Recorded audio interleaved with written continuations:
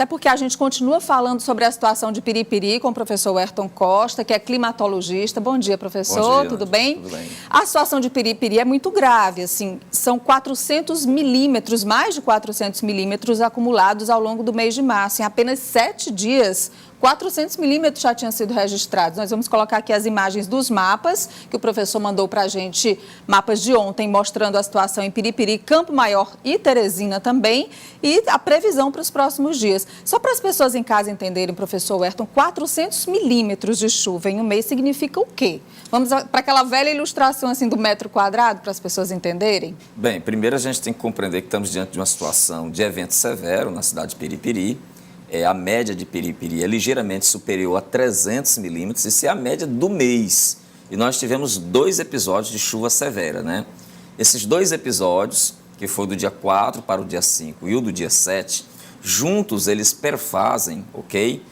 124 mais 235. Eles são representativos de mais de 80% do volume total desses 400. Sendo que esse do dia 6, que foi da sexta-feira, foi bem mais dramático a situação. Muito mais né? dramático. Olha, para você ter uma ideia, chega a ser um volume tão expressivo que o Instituto Nacional de Meteorologia tem uma política de esconder o recorde. Ou seja, num determinado momento, quando uma estação supera a marca dos 100 milímetros para a média histórica, eles ocultam para analisar se a estação está funcionando perfeitamente. Pela extensão dos danos, e não foi só chuva, rajadas de vento na casa de 81 km por hora. Se você observar, isso aqui é o acumulado de Piripiri. Nós não vamos encontrar aqui o acumulado do dia 5, nem do dia 7. Gato comeu, né? Por que isso acontece? É quando o Instituto percebe que há um ponto fora da curva, que na verdade, o volume de chuva transgrediu aquela média. Então, eles analisam os números, mas os números estão lá. Nós temos o de 124,5 e temos o de 235. Para você ter uma ideia do que isso significa, 235 milímetros era a chuva esperada para o mês na cidade de Teresina. Você tem uma ideia, né?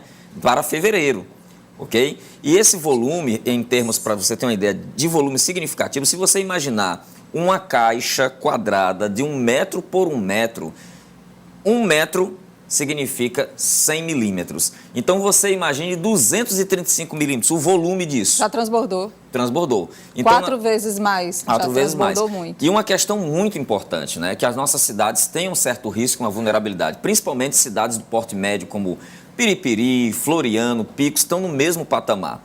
A cidade de Boqueirão do Piauí, Nádia, e a cidade de Angical, Boqueirão registrou 115 no mesmo dia, 115 milímetros. E Angical registrou 90 milímetros. Mas os Agora impactos... a gente já está falando aqui do Médio Parnaíba. Exatamente. Os impactos foram mínimos. Por quê? Porque cidades que têm mais intervenção humana, mais impermeabilizadas, apresentam uma vulnerabilidade maior e uma taxa de resiliência menor. Então é necessário repensar o planejamento urbano das cidades e intervir. A gente, inclusive, vai fazer um giro agora com algumas situações preocupantes de açudes e estradas. Nós recebemos um vídeo que mostra como não havia como passar de Piripiri para Boa Hora e Barras. Isso ontem à tarde.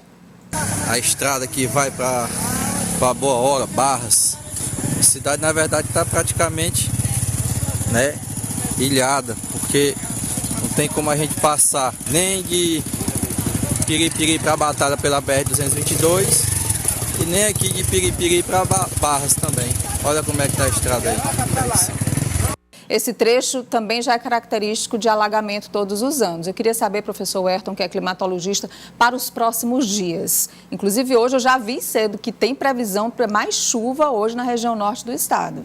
Exatamente. Nós estamos no mês de março, que é o pico da estação, e nesse período nós sabemos que a zona de convergência intertropical, ela segue o seu roteiro natural. Ela adentra ali pelo estado do Ceará e vai instabilizar todo o Ceará, o Piauí e parte do Maranhão. Essa faixa que vai do litoral até parte do Médio Parnaíba, ela é a área preferencial de atuação da zona de convergência. O que a zona de convergência faz? Ela transporta a umidade do oceano para o interior, onde vão formar as nuvens de temporais. O que vai determinar, Nádia, a intensidade desses temporais é a quantidade de umidade que chega ao interior e o calor das cidades. Então, quanto mais quente as cidades e maior o volume de umidade, maior o potencial para tempestades. Por isso que nós devemos acompanhar, e os meios de comunicação fazem um trabalho excepcional. Aqui em Teresina também, professor? Sim, boas perspectivas para Teresina. Teresina está acanhada nos volumes, mas não se preocupe, Teresina é sempre aquela cidade que aos 45 segundos tempo, né, fecha os seus volumes. Foi assim em janeiro.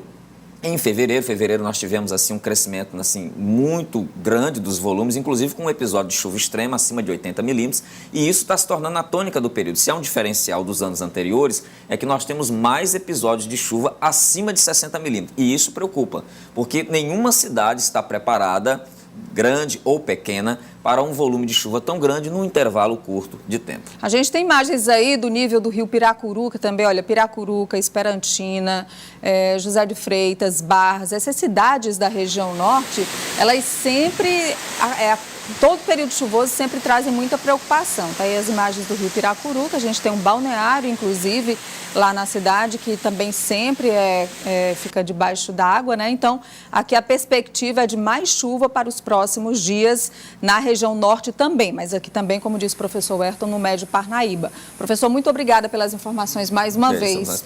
Nosso cativo aqui durante o período de chuva, professor Ayrton, da Universidade Estadual do Piauí. Um ótimo dia para o senhor, tá bom? Dia abençoado para nós.